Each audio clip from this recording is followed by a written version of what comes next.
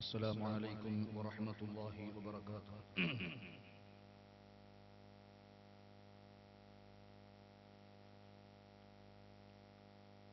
الحمد لله الحمد لله ثم الحمد لله، والصلاة والسلام على أشرف رسول الله وآل كل وصحابة أجمعين، أما بعد. رب زدنا علما وعلما وفهما وعقلا وأدبا وإيمانا كاملا. رب دمم بالخير والسعادة. بسم الله الرحمن الرحيم. اليوم أكملت لكم دينكم وأتممت عليكم نعمتي ورضيت لكم الإسلام دينا. فمن اضطر في مخمصة غير متجانف لإثم فإن الله غفور رحيم. صدق الله مولانا العلي العظيم. قال النبي صلى الله عليه وسلم: كل أمتي يدخلون الجنة إلا من أتى. كل أمتي يدخلون الجنة إلا من أبى. قالوا يا رسول الله ومن يأبى؟ قال من أطاعني دخل الجنة ومن عصاني فقد أبى. صدق رسول الله صلى الله عليه وسلم. بلغ العلا بكماله كشف الدجى بجماله حسنت جميع خصاله. صلوا عليه وآله. اللهم صل وسلم وبارك عليه وعلى آله. الصلاة والسلام عليك يا سيدي يا رسول الله. الصلاة والسلام عليك يا سيدي يا حبيب الله. الصلاة والسلام عليك يا سيدي يا رسول الله. خذ بيدي قلت هيلتي أدركني. يا سيدي سندي غوثي ويا مددي كلي ظهيرا على الأعداء بالمدد. مجير إرضي وخذ بيدي مدى مددي. خليفة الله فينا محيي الدين. يا محيي الدين يا محيي الدين يا محيي الدين عبد القادر جيلاني.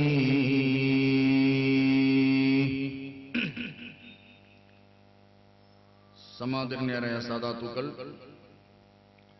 ആദരണീയരായ പണ്ഡിതന്മാർ, നല്ലവരായ നാട്ടുകാർ, മാന്യ സഹോദരി സഹോദരന്മാരെ, സുഹൃത്തുക്കളെ, അല്ലാഹു സുബ്ഹാനഹു വ തആല നമ്മുടെ സദസ്സ് സ്വീകരിക്കുമാറാവട്ടെ. അഷ്റഫുൽ വറ മുഹമ്മദ് റസൂലുള്ളാഹി സ്വല്ലല്ലാഹു അലൈഹി വസല്ലം തങ്ങളുടെ മഹത്വം കൊണ്ട് അല്ലാഹു തആല നമ്മുടെ സദസ്സിനെ കബൂൽ ചെയ്തിരുമാറാവട്ടെ. സത്യം മനസ്സിലാക്കുവാനും സത്യത്തിൽ അടിയുറച്ച് വിശ്വസിക്കുവാനും അവസാനം ആഖിബത്ത് നന്നായി മരിക്കുവാനും നമുക്കെല്ലാവർക്കും അല്ലാഹു തൗഫീഖ് നൽകുമാറാവട്ടെ. ആമുഖം കൂടുതലായി പറയാതെ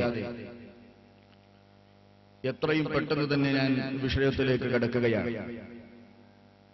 നമുക്ക് ഇൻഷാ അല്ലാഹ് ബഹുമാനപ്പെട്ട ഗൗസുൽ ആലം ശൈഖ് മുഹയ്യിദ്ദീൻ അബ്ദുൽ ഖാദിർ ജിലാനി റളിയല്ലാഹു അൻഹുവിന്റെ പേരിലുള്ള മുഹയ്യിദ്ദീൻ മാലയും മറ്റു ദുആകളൊക്കെയും നടക്കാനുണ്ട്. ഇൻഷാ അല്ലാഹ് കുറഞ്ഞ സമയത്തിന്റെ ഉള്ളിൽ നമ്മുടെ ഇഖ്വാനുകൾ സദസ്സിലേക്ക് എത്തിച്ചേരും. അതിനു മുമ്പ് നമ്മുടെ വിഷയങ്ങൾ സംസാരിച്ച് പിരിയണം. അല്ലാഹു തആല എല്ലാ അർത്ഥത്തിലും സ്വീകരിക്കുമാറാവട്ടെ. സഹോദരന്മാരെ, ഈ ലോകം നശ്വരമാണ്. ഒരിക്കലും തന്നെ ഈ ഭൗതികമായ ലോകം ശാശ്വതമല്ല. നശിച്ചു പോകുന്ന ലോകമാണ് ഈ ഭൗതികമായ ലോകം. ഈ ലോകത്ത് ജീവിക്കുമ്പോൾ ഒരുപക്ഷെ കാരണങ്ങൾ കൊണ്ട് വല്ലതും നമ്മളിൽ നിസ്കാരങ്ങൾ ഒഴിവായി പോയാൽ നമുക്ക് ഖളാ വീട്ടാൻ സാഹചര്യങ്ങൾ ഉണ്ട്. നേരെ മറിച്ച് ഈ ഭൗതിക ലോകത്ത് ജീവിതം അങ്ങനെയല്ല. അത് ഈ ലോകത്ത് വെച്ച് കഴിഞ്ഞാൽ ഈ ഭൗതിക ലോകത്തെ ജീവിതം അതോടുകൂടി അവസാനിക്കുന്നു. ആ അവസാനിക്കുന്ന ജീവിതത്തിൽ നമ്മളുടെ ജീവിതത്തിലുള്ള വിശ്വാസങ്ങളും ആചാരങ്ങളും അല്ലാഹുവിന്റെ പരിശുദ്ധമായ ദീനിൽ അഹ്ലുസുന്ന വൽ ജമാഅയിലുമായി നമ്മുടെ അഖീദയും വിശ്വാസവും നന്നാക്കിയെടുക്കണം. അത് പിന്നൊരു കാലഘട്ടത്തിൽ പിന്നൊരു സമയത്ത് ഉണ്ടാക്കിയെടുക്കുക എന്ന് പറയുന്നത് ഒരിക്കലും യോജിച്ചത് അല്ല.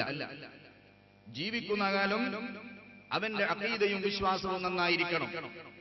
അത് നമുക്ക് ഖളാ വീട്ടിയെടുക്കുവാനോ മറ്റൊരു സമയത്ത് തിരിച്ചെടുക്കുവാനോ കഴിയാത്ത ഒരു പ്രത്യേകതയാണ്. അതുകൊണ്ട് തന്നെ ഞാൻ എന്റെ മാന്യ സഹോദരന്മാരോടും സഹോദരിമാരോടും ഉണർത്തുന്നത് ആ ജീവിതത്തിലുള്ള അഖീദ നന്നായി കിട്ടുവാൻ വേണ്ടി മാത്രമാണ് ഇത്തരം പരിപാടികൾ നമ്മൾ സംഘടിപ്പിക്കുന്നത്. ഒരു വ്യക്തികളോടോ പ്രത്യേകമായ സംഘടനകളോടോ ഉള്ള വൈരാഗ്യമോ വെറുപ്പ് തീർക്കലോ ഒന്നും അല്ല. മനുഷ്യന്റെ ജീവിതത്തിലുള്ള വിശ്വാസവും അഖീദയും അത് അഷ്റഫുൽ വറ മുഹമ്മദ് റസൂലുള്ളാഹി സ്വല്ലല്ലാഹു അലൈഹി വസല്ലം തങ്ങൾ പഠിപ്പിച്ചു തന്ന പ്രകാരമുള്ള വിശ്വാസം നമ്മുടെ ജീവിതത്തിൽ ഉണ്ടാക്കിയെടുക്കാൻ കഴിയണം. പാവപ്പെട്ട പാവരന്മാർക്കും പാവപ്പെട്ട അറിവില്ലാത്ത സുഹൃത്തുക്കൾക്കും യഥാർത്ഥമായ സത്യവിശ്വാസം അവർക്ക് മനസ്സിലാക്കി കൊടുക്കുക എന്ന ഒരൊറ്റ ഉദ്ദേശം മാത്രമേ നമ്മുടെ ഈ പരിപാടി കൊണ്ട് ഉദ്ദേശിക്കുന്നുള്ളൂ. അള്ളാഹു ആ ഉദ്ദേശം നമുക്ക് സഫലീകരിച്ചിരുമാറാവട്ടെ. അൽഹംദുലില്ലാഹ്, കഴിഞ്ഞ ഗണ്ണലങ്ങളിലൊക്കെയും പരിശുദ്ധമായ സുന്നത്ത് ജമാഅത്തിന്റെ വിഷയങ്ങൾ അറിവനുസരിച്ച് പറയുകയും നല്ല രൂപത്തിൽ തന്നെ നമ്മുടെ മുസ്ലിം സമൂഹം അത് ഏറ്റെടുക്കുകയും അള്ളാഹുവിന്റെ തൗഫീഖോടുകൂടി ഈ രംഗത്ത് നല്ല റാഹത്തോടുകൂടി സന്തോഷത്തോടുകൂടി ഇങ്ങനെ ഒരു പ്രത്യേകമായ രംഗപ്രവേശനം മനസ്സിൽ കരുതിയതുപോലും അല്ല. പല ആൾക്കാരും ചോദിച്ചിട്ടുണ്ട്, ബുറുദയിലും ദിക്ർ ഹൽക്കയിലും മറ്റു നല്ല നല്ല സദസ്സുകളിലും പങ്കെടുക്കുമ്പോൾ പ്രത്യേകമായി ഈ സാഹചര്യത്തിൽ നിങ്ങൾ കടന്നു വരാനുള്ള കാരണം. ഞാൻ പറഞ്ഞു, എന്റെ നാട്ടുകാരായ നല്ലവരായ എന്റെ മുജാഹിദ് സുഹൃത്തുക്കൾ അവരൊരു തീരുമാനമെടുത്തു, തങ്ങളിങ്ങനെ അടങ്ങിയിരുന്നാൽ ശരിയാവില്ല. സുന്നത്ത് ജമാഅത്ത് നിങ്ങൾ പറയുകയും സുന്നത്ത് ജമാഅത്തിന്റെ കാര്യങ്ങൾ മനസ്സിലാക്കി കൊടുക്കുകയും അത് കേരളത്തിൽ നിന്ന് മാത്രമല്ല കേരളത്തിന്റെ പുറത്തുമൊക്കെയും അതിന്റെ പ്രചരണം എത്തണം എന്നവർക്കൊരു നിർബന്ധമുണ്ടായപ്പോൾ അല്ലാഹു തആല എന്നെ അതിനൊരു കാരണമാക്കി വെച്ചു. അൽഹംദുലില്ലാഹ്, വളരെ സന്തോഷത്തോടെ മുജാഹിദ് സുഹൃത്തുക്കൾക്ക് ഞാൻ നന്ദി അറിയിക്കുകയാണ്. അല്ലാഹു അവർക്കും ഹിദായത്ത് നൽകുമാറാവട്ടെ. അല്ലാഹുവിന്റെ തൗഫീഖോടുകൂടി കഴിഞ്ഞ ഗണ്ണങ്ങളൊക്കെയും തന്നെ വളരെ ശുക്രോടുകൂടി പറയുന്നു, ഇസ്ലാമും വഹാബി മതവും യഥാർത്ഥമായ സുന്നത്ത് ജമാഅത്തിന്റെ ആശയാദർശങ്ങൾ അത് നല്ല രൂപത്തിൽ പറഞ്ഞ് മനസ്സിലാക്കി കൊടുത്ത സീഡികൾ റബ്ബിന്റെ തൗഫീഖോടുകൂടി നമ്മുടെ നാട്ടിന്റെ പ്രശസ്തിയും നമ്മുടെ സ്ഥാപനത്തിന്റെ വളർച്ചയും മുജാഹിദ് സംഘടനക്കാർ ഏറ്റെടുത്തതുകൊണ്ട് വളരെ സന്തോഷമായിക്കൊണ്ട് അല്ലാഹുവിന്റെ തൗഫീഖോടുകൂടി 7000-ഓളം സീഡികൾ ഇപ്പോൾ അൽഹംദുലില്ലാഹ് കേരളത്തിനകത്തും പുറത്തും ഗൾഫ് രാഷ്ട്രങ്ങളിലും അത് ചെലവാടി കഴിഞ്ഞിരിക്കുന്നു. അല്ലാഹുക്ക് ശുക്ർ, അൽഹംദുലില്ലാഹി റബ്ബിൽ ആലമീൻ. നിങ്ങൾക്ക് പ്രത്യേകമായ കൃതജ്ഞത രേഖപ്പെടുത്തുന്നു. ഇനിയും തന്നെ അൽഹംദുലില്ലാഹ് അതിനുവേണ്ടി എന്റെ മഹത്വമല്ല, ഞാൻ പ്രസംഗിച്ചതിന്റെ പ്രത്യേകമായ ശൈലിയല്ല, സുന്നത്ത് ജമാഅത്ത് പറഞ്ഞു കൊടുക്കുമ്പോൾ ഇങ്ങനെയൊക്കെയാണല്ലേ ഇതിന്റെ സത്യാവസ്ഥ എന്ന് മനസ്സിലാക്കി മുഅ്മിനീങ്ങൾ ചോദിച്ചു വരികയാണ്. അൽഹംദുലില്ലാഹി റബ്ബിൽ ആലമീൻ. വളരെ സന്തോഷവാന്മാരാണ്. അല്ലാഹു തആല എല്ലാ നിലക്കും സ്വീകരിക്കുമാറാവട്ടെ. ആ ഒരു സന്തോഷം ഈ സമയത്ത് നിങ്ങളോട് ഞാൻ പങ്കുവെക്കുകയാണ്. എന്റെ സഹോദരന്മാരെ, പരിശുദ്ധമായ ഇസ്ലാം അത് സമ്പൂർണ്ണമാണ്.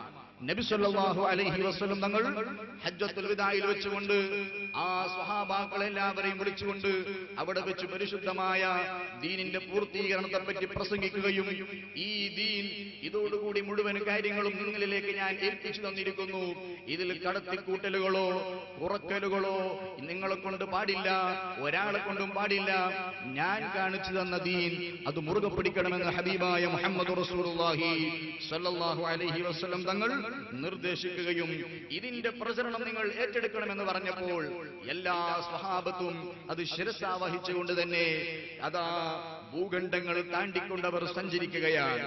എല്ലാ സ്ഥലങ്ങളിലേക്കും യാത്ര തിരിച്ചു. നബി സല്ലല്ലാഹു അലൈഹി വസല്ലം തങ്ങളുടെ കാലത്ത് തന്നെ മഹാന്മാരായ മാലിക് ബിൻ ദീനാറും സംഘവും നമ്മുടെ ഈ കേരളത്തിൽ എത്തുന്നുണ്ട്.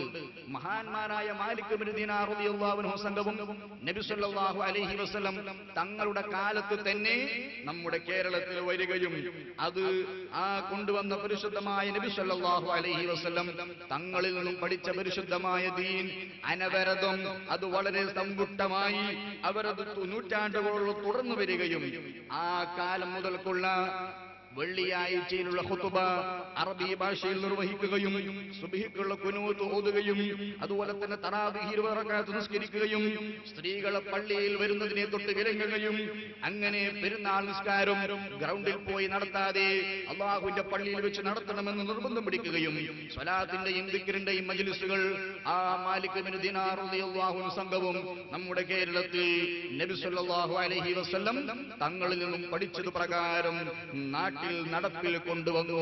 അനുസ്യൂതം അത് തുറന്നു വന്നു. വളരെ സമ്പുഷ്ടമായ ആ ജീവിതം, വളരെ സന്തോഷമായ ആ ഐക്യത്തോടുകൂടിയുള്ള ജീവിതം ആ മാലിക് ബിൻ ദീനാർ റളിയല്ലാഹു അൻഹു സംഘം കൊണ്ടുവന്നു. നൂറ്റാണ്ടുകളോളം അത് തുടർന്നു. പക്ഷേ 920 കാലത്തിന് ശേഷം ഞാൻ എന്റെ ഒന്നാമത്തെ ഖണ്ഡനത്തിൽ ആ വിഷയങ്ങൾ വളരെ പ്രതിപാദിച്ച് ഞാൻ പറഞ്ഞിട്ടുണ്ട്. 920 ശേഷം അവാന്തര വിഭാഗക്കാർ ഉടലെടുക്കുകയും ആ പരിശുദ്ധമായ ദീനിന്റെ കാര്യങ്ങൾ പൊളിച്ചു മാറ്റുകയും ആ പൊളിച്ചു മാറ്റലിലൂടെ ജുമുഅ ഖുതുബ അറബിയിലല്ലാത്ത ഭാഷയിലും റക്അത്ത് തറാവീഹിന്റെ എണ്ണം കുറച്ചും അതുവരെയും റോഡിലിറങ്ങാത്ത സ്ത്രീകളെ പള്ളിയിലേക്ക് വലിച്ചു കൊണ്ടുപോയും ഒരുപാട് വേണ്ടാത്തനങ്ങൾ ഇസ്ലാമിൽ കടത്തിക്കൂട്ടിക്കൊണ്ട് 920 ശേഷം പുത്തനാശയക്കാരായ വഹാബിസത്തിന്റെ ആ ഒരു നാമ്പ് നമ്മുടെ കേരളത്തിൽ ഉടലെടുക്കുകയായിരുന്നു. ഖേദകരമെന്ന് പറയട്ടെ സഹോദരന്മാരെ, അറിവില്ലായ്മ കൊണ്ട് ഒരുപാട് ആൾക്കാർ അതിൽ പെട്ടുപോയി. അല്ലാഹു തആല നമ്മുടെ നാട്ടിൽ എത്ര ആൾക്കാരുണ്ടെങ്കിൽ അവർക്കും സന്മാർഗം നൽകുമാറാവട്ടെ. നിങ്ങൾ ചിന്തിച്ചു നോക്കുക, അതേ ഒരു പാരമ്പര്യമാണ് നമ്മുടെ പരിശുദ്ധമായ സുന്നത്ത് ജമാഅത്തിന്റെ ആ നിലനിൽപ്പ് നമ്മുടെ നാട്ടിലും. നിങ്ങൾ നോക്കൂ, നമ്മുടെ മടക്കര എത്ര വർഷമായി, എത്ര കാലമായി 100% 100% അഹ്ലുസ് സുന്ന വൽ ജമാഅയുടെ ആശയാദർശങ്ങൾ നിലവിൽ കൊണ്ടുവരികയും അത് ജീവിതത്തിൽ പകർത്തുകയും ചെയ്ത നാടാണ് നമ്മുടെ നാട്. പാരമ്പര്യമുള്ള ദർസ് നടത്തിയ സുന്ദരമായ പള്ളി. എത്രയെത്ര ആലിമീങ്ങളെയാണ് മടക്കര സമൂഹത്തിന് സംഭാവന ചെയ്തത്. എത്രയെത്ര മുത്താലിമീങ്ങൾക്കാണ് മടക്കരയുള്ള ഉമ്മമാർ ഭക്ഷണം നൽകിയത്. അവർക്കൊക്കെയും പഠിക്കാനുള്ള സൗകര്യങ്ങൾ, അള്ളാഹുവിന്റെ ദീൻ മനസ്സിലാക്കാനുള്ള സൗകര്യങ്ങൾ, പരിശുദ്ധമായ നമ്മുടെ ഇസ്ലാമിന്റെ കാര്യങ്ങൾ ചെയ്യാൻ മടക്കരയിലുള്ള വിശ്വാസികൾ ആ പാരമ്പര്യം എപ്പോഴും നിലനിൽക്കണമെന്ന് മനസ്സിലാക്കിക്കൊണ്ട് തന്നെ നമ്മുടെ നാട്ടിൽ എല്ലാ നിലക്കും ഐക്യത്തോടു കൂടിയുള്ള ജീവിതമാണ്. നമ്മുടെ കാരണവന്മാരോട് ചോദിച്ചാൽ അറിയാൻ പറ്റും, അന്ന് മടക്കര ഒരേ ഒരു പള്ളി മാത്രമാണ്. ആ പള്ളിയിൽ വെള്ളിയാഴ്ച ജുമുഅക്ക് മുമ്പുള്ള ഖുതുബ അറബി ഭാഷയിൽ തന്നെയാണ്. എല്ലാവരും നിസ്കാരത്തിൽ പോകാറുള്ളത് പള്ളിയിൽ തന്നെയാണ്. സ്ത്രീകൾ അവരെ വീട്ടിൽ ഇരിക്കുകയാണ്. അതുപോലെ തന്നെ പെരുന്നാളാകുമ്പോൾ ഗ്രൗണ്ടിലേക്ക് പോകാതെ മടക്കര പള്ളിയിലേക്ക് പോകുന്നു. ഇങ്ങനെ തുടങ്ങിയ സുബ്ഹിക്ക് ഖുനൂത്ത് ഓതുന്നു, ഹദ്ദാദ് റാത്തിബുൽ ചെല്ലുന്നു. മുഹീദ്ദീൻ ശൈഖിന്റെയും റിഫായി ശൈഖിന്റെയും അവരൊക്കെയും നേതാവായ മുഹമ്മദ് റസൂലുള്ളാഹി സ്വല്ലല്ലാഹു അലൈഹി വസല്ലം തങ്ങളുടെ അടക്കമുള്ള മീലാദുകളും മദ്ഹുകളും അനുസ്യൂതം കൊണ്ടു നടന്ന പരിശുദ്ധമായ പാരമ്പര്യമുള്ള ദീനിന്റെ ഒരു പാരമ്പര്യമാണ് നമ്മുടെ മടക്കരയ്ക്കുള്ളത്. എന്നാൽ എന്റെ സഹോദരന്മാരെ, ഈ സംഭവം നിങ്ങൾ മനസ്സിലാക്കണം. നമ്മുടെ നാട്ടിൽ എല്ലാ കാലത്തും നടന്നുകൊണ്ടിരിക്കുമ്പോൾ വളരെ നല്ല പോലെ മനസ്സിലാക്കണം, ഒരാളും ഇടം കൈവച്ചിട്ടില്ല. ഒരേ ഒരു പള്ളി മാത്രമാണ് നമ്മുടെ നാട്ടിലുള്ളത്. ഒരേ ഒരു സുന്നത്ത് ജമാഅത്തിന്റെ ആശയാദർശങ്ങൾ മാത്രമാണ്.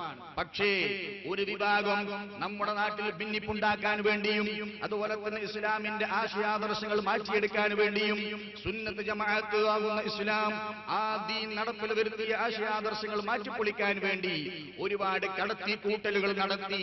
മടക്കരയിൽ ജീവിച്ചിരുന്ന മുസ്ലിം സഹോദരിമാർ അവരുടെ വീടുകളിൽ നിന്ന് നിസ്കരിക്കുമ്പോൾ ഇവിടെ പ്രത്യേകമായ ഒരു വിഭാഗം വന്നുകൊണ്ട് ഭിന്നിപ്പുണ്ടാക്കി. സ്ത്രീകളെ പള്ളിയിലേക്ക് കൊണ്ടുപോകണമെന്ന് പറഞ്ഞ് മടക്കര പരിശുദ്ധമായ ജുമഅത്ത് പള്ളിക്ക് പുറമെ അന്ന് മുതൽ ഇന്ന് വരെ ഇല്ലാത്ത ആ പള്ളിക്ക് പുറമെ ആയിക്കൊണ്ട് മുജാഹിദിന്റെ ഒരു പള്ളി അവിടെ സ്ഥാപിച്ചു. ആ പള്ളിയിലേക്ക് സ്ത്രീകളെ കടന്നു കയറ്റാൻ തുടങ്ങി. ജുമഅക്കുള്ള ഖുത്ബയുടെ ഭാഷ മാറ്റി.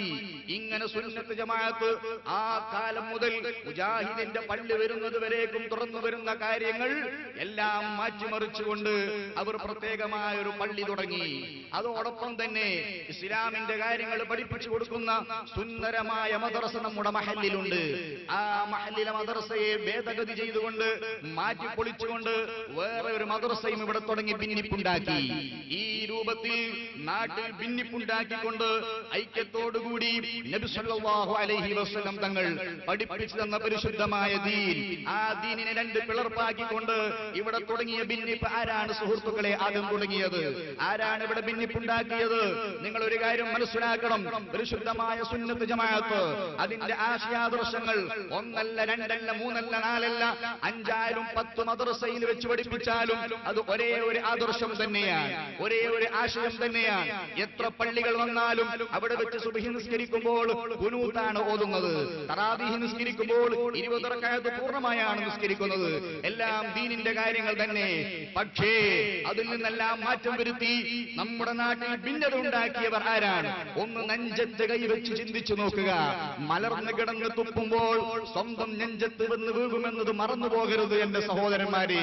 അതുകൊണ്ട് പരിശുദ്ധമായ പൈതൃകമുള്ള നമ്മുടെ നാട്ടിൽ എല്ലാ നിലക്കും ഭിന്നിപ്പുണ്ടാക്കിയവർ ഈ വഹാബികൾ തന്നെയാണ് സഹോദരന്മാരെ. നമ്മളിവിടെ മദ്രസ ഉണ്ടാക്കിയാലും നമ്മളിവിടെ സ്ഥാപനങ്ങൾ ഉണ്ടാക്കിയാലും അത് നാട്ടിന്റെ സൗകര്യമാണ്. അവിടെ പോയി പഠിക്കുന്ന കുട്ടികളും നമ്മുടെ മദ്രസയിൽ വന്ന് പഠിക്കുന്ന കുട്ടികളും ഇനി വേറെ മദ്രസയിൽ പോയി പഠിക്കുന്ന കുട്ടികളും ദീനിന്റെ ഒരേ ആദർശങ്ങളാണ് പഠിക്കുന്നത്, ദീനിന്റെ ഒരേ ആശയങ്ങളാണ് പഠിക്കുന്നത്. അത് സൗകര്യങ്ങളാണ്. സുന്നത്ത് ജമാഅത്തിന്റെ സ്ഥാപനങ്ങൾ ഒന്നിലധികം നാട്ടിലുണ്ടാവുക എന്ന് പറഞ്ഞാൽ അത് സൗകര്യത്തിന് വേണ്ടിയാണ്, അത് ഭിന്നിപ്പിന് വേണ്ടിയല്ല. പക്ഷേ ദീനിന്റെ കാര്യത്തിൽ ഭിന്നിപ്പുണ്ടാക്കിയവർ ആരാണ്? ഒരേ ഒരു പള്ളി മാത്രമുണ്ടായിരുന്ന ജുമുഅ ഖുത്ബ അറബിയിൽ ഓതിയിരുന്ന മടക്കരയിൽ അത് വേണ്ട എന്ന് പറഞ്ഞുകൊണ്ട് വേറെ ഒരു പള്ളി എടുത്തുകൊണ്ട് ദീനിന്റെ കാര്യങ്ങൾ ഭേദഗതി ചെയ്തുകൊണ്ട് പൊളിച്ചു മാറ്റിക്കൊണ്ട് വേറെ ഒരു മദ്രസ തുടങ്ങിയിട്ട് പരിശുദ്ധമായ നമ്മുടെ നാട്ടിൽ ആരാണ് ഭിന്നിപ്പുണ്ടാക്കിയത്? നെഞ്ചത്ത് കൈവച്ചൊന്ന് ചിന്തിച്ചു നോക്കുക.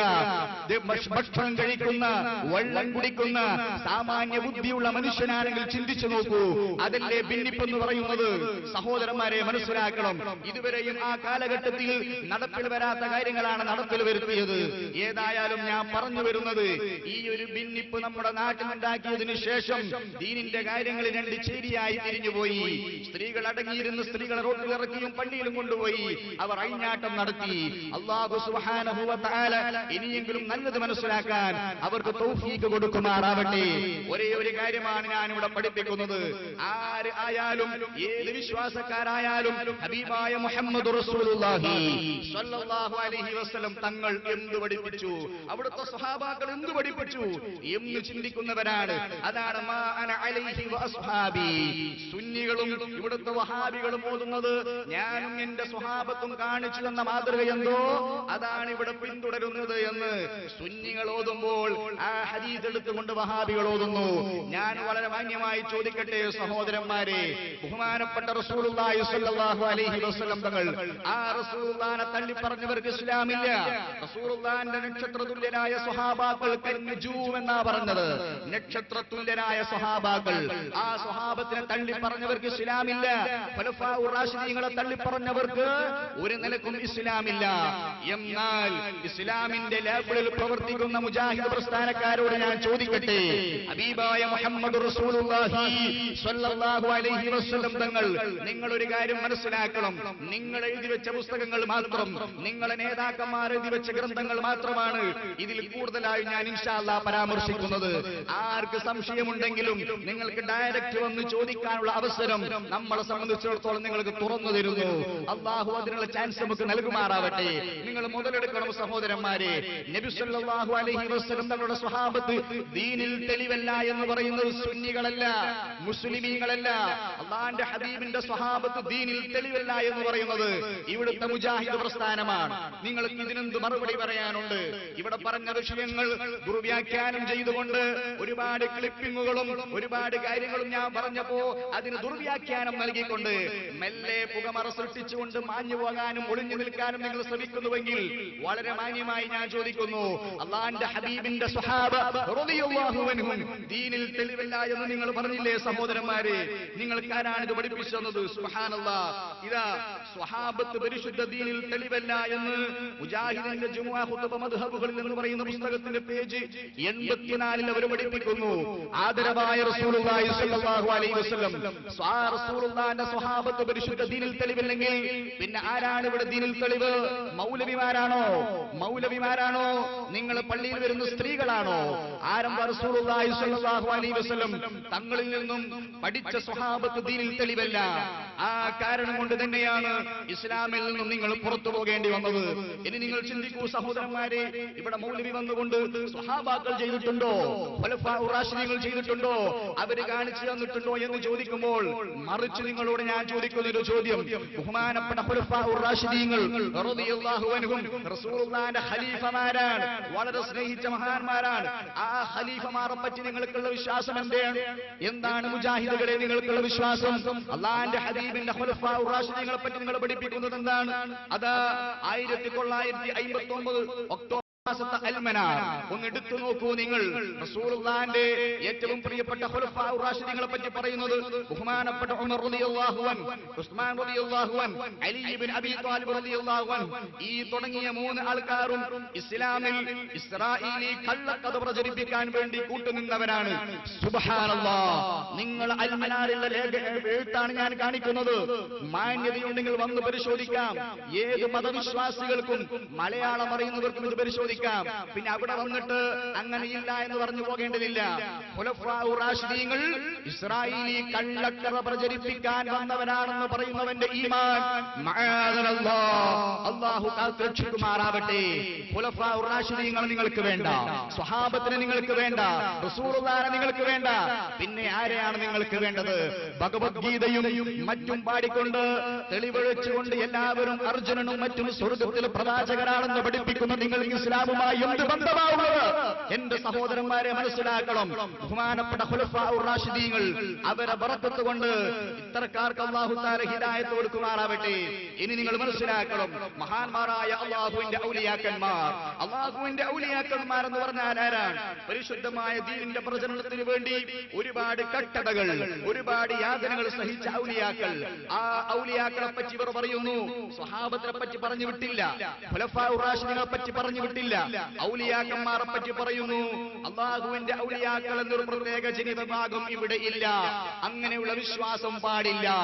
ഔലിയാക്കൾ എന്ന ജനവിഭാഗമുണ്ടെന്ന് വിശ്വസിക്കാൻ പാടില്ലെന്ന് പഠിപ്പിക്കുന്നത് ഇസ്ലാഹി പ്രസ്ഥാനം എന്ന് പറയുന്ന പുസ്തകത്തിന്റെ 158-ാമത്തെ പേജിൽ വഹാബികൾ പഠിപ്പിക്കുമ്പോൾ അല്ലാഹുവിന്റെ ഔലിയാക്കന്മാരെ തള്ളി, ഖുലഫാഉർ റാഷിദീങ്ങളെ തള്ളി, സ്വഹാബത്തിനെ തള്ളിക്കൊണ്ട് നിങ്ങൾക്ക് എന്ത് ദീനിന്റെ പാരമ്പര്യമാണ് പറയാനുള്ളത്? എന്ത് ഇസ്ലാമിന്റെ പാരമ്പര്യമാണ് പറയാനുള്ളത്? അതുകൊണ്ട് സഹോദരന്മാരെ, നല്ലതുപോലെ മനസ്സിലാക്കി ഇസ്ലാമിലേക്ക് കടന്നു വരാൻ നിങ്ങളെ ഞാൻ ക്ഷണിക്കുകയാണ്. അല്ലാഹു സുബ്ഹാനഹു വ തആല അതിനുള്ള വഴികൾ നിങ്ങൾക്ക് തുറന്നു തരുമാറാവട്ടെ. സ്വഹാബത്തിന്റെ ചരിത്രമില്ലേ നിങ്ങൾക്ക്? ഖുലഫാഉർ റാഷിദീങ്ങളുടെ ചരിത്രമില്ലേ? എല്ലാവരെയും പുച്ഛിച്ച് തള്ളിയില്ലേ നിങ്ങൾ? എന്താണ് സഹോദരന്മാരെ, ഇത് ഇസ്ലാമിന്റെ പാരമ്പര്യമാണോ? റസൂലുള്ളാഹി തങ്ങൾ പൊരുത്തപ്പെടുന്ന ഇസ്ലാമാണോ? അൽഹംദുലില്ലാഹി റബ്ബിൽ ആലമീൻ മാ അന അലൈഹി വഅസ്ഹാബി എന്ന് നബി തങ്ങൾ പറഞ്ഞത് പ്രകാരം മരിക്കുന്നത് വരെയും ദീനിന്റെ കാര്യങ്ങൾ അടിയുറച്ച് വിശ്വസിക്കാൻ റബ്ബ് നമുക്ക് തൗഫീഖ് നൽകുമാറാവട്ടെ. ഞാൻ വളരെ ചുരുക്കി പറയുന്നു സഹോദരന്മാരെ, ഇനി നിങ്ങൾ മനസ്സിലാക്കണം, ഒരു കാര്യം മനസ്സിലാക്കണം, എന്റെ വഹാബി സഹോദരന്മാരെ മനസ്സിലാക്കണം. ഇവിടെ മുണ്ടേരിയിലുള്ള ഒരു മൗലവി, അദ്ദേഹത്തിന്റെ പേര് എനിക്കറിയില്ല.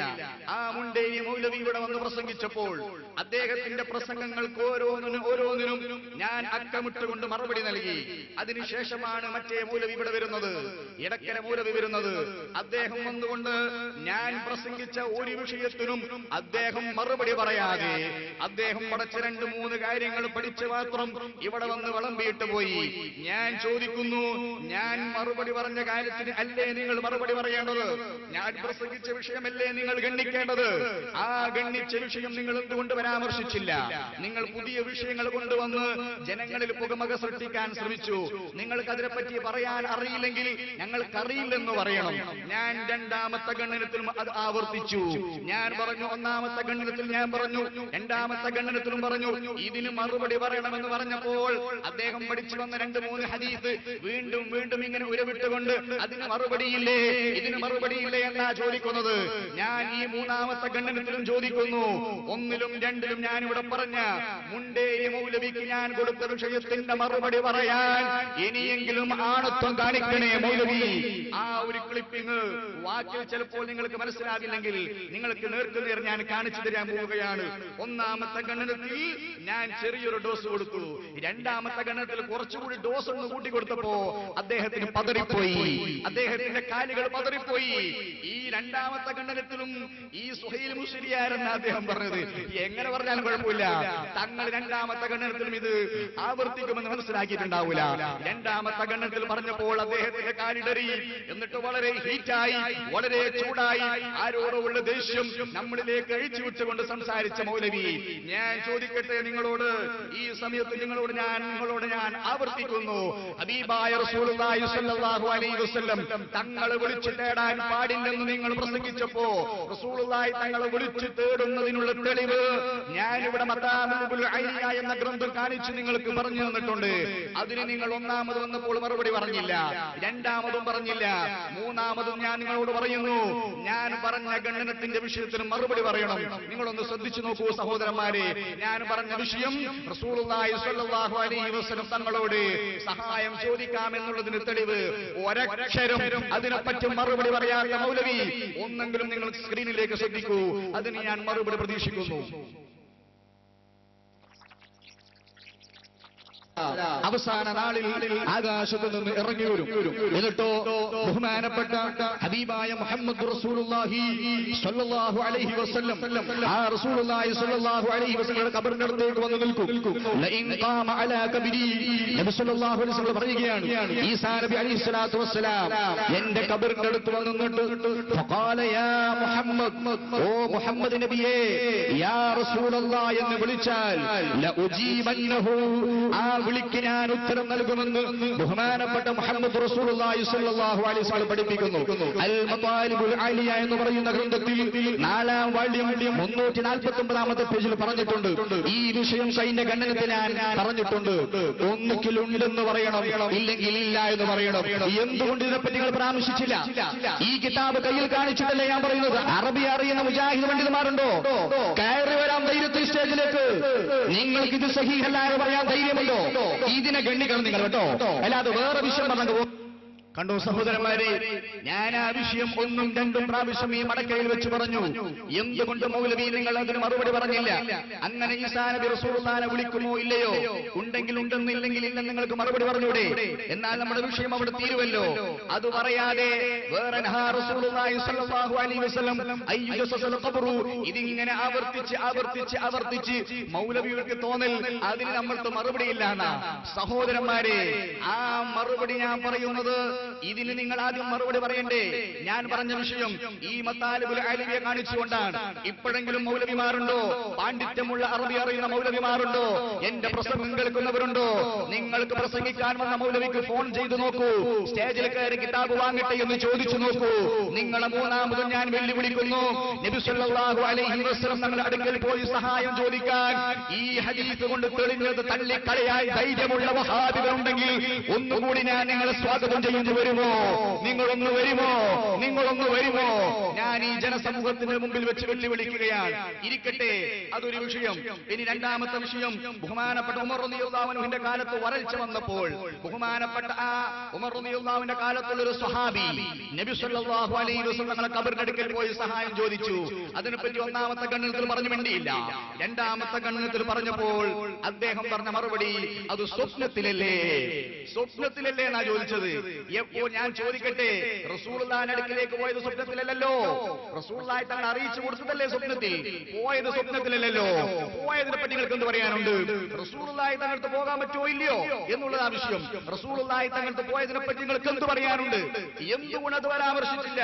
അൽ ബിദായ എന്ന് പറയുന്ന കിതാബൊക്കെ ഇവിടെയുണ്ട്, നിങ്ങൾ വന്നുകൊള്ളട്ടെ എന്ന് കരുതിയിട്ടാണ് ഇത് കൊണ്ടുവരുന്നത്.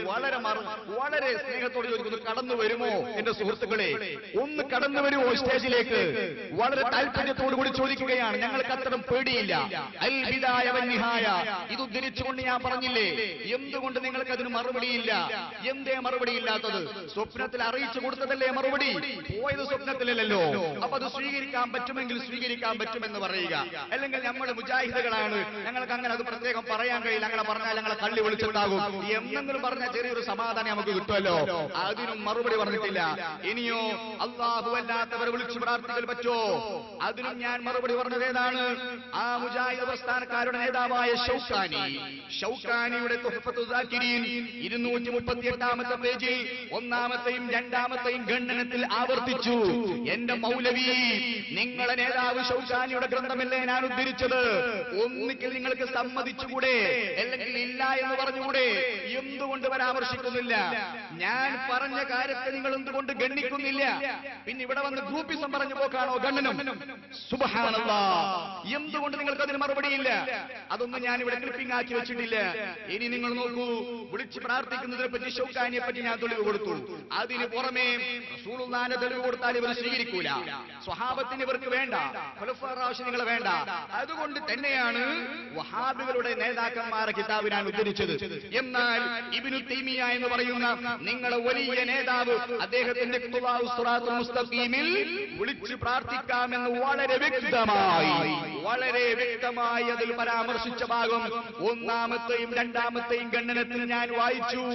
എന്തുകൊണ്ട് നിങ്ങൾക്കത് പറയാൻ കഴിഞ്ഞില്ല?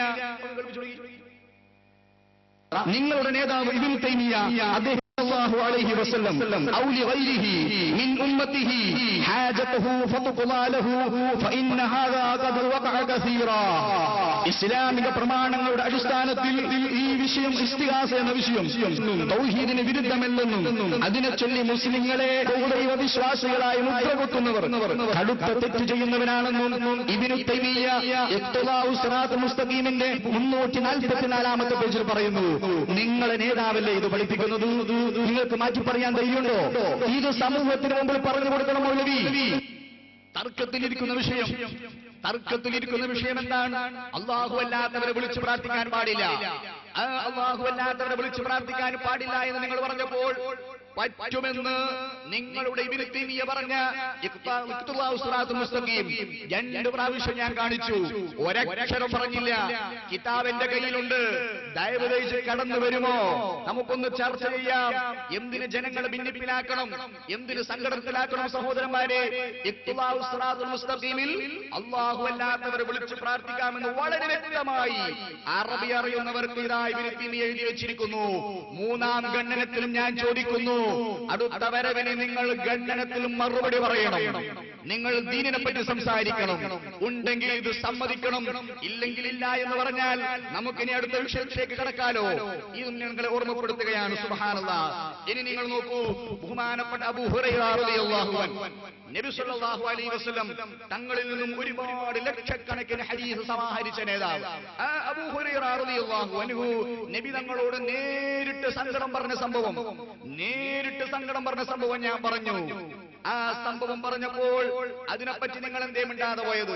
ഒന്ന് കേൾപ്പിച്ചു കൊടുത്തു. അബൂ ഹുറൈറ റളിയല്ലാഹു അൻഹു തങ്ങൾ നബി സല്ലല്ലാഹു അലൈഹി വസല്ലം തങ്ങളുടെ അടുക്കിലേക്ക് വന്നിട്ട് ബഹുമാനപ്പെട്ട അബൂ ഹുറൈറ റളിയല്ലാഹു അൻഹു തങ്ങൾ പറയുകയാണ്. എന്താ പറയുന്നറിയോ? ബഹുമാനപ്പെട്ട അബൂ ഹുറൈറ റളിയല്ലാഹു അൻഹു പറയുകയാണ്, യാ റസൂലല്ലാഹ് ഇന്നി അസ്മഉ മിൻക ഹദീസൻ കസീറൻ അൻസാഫ്.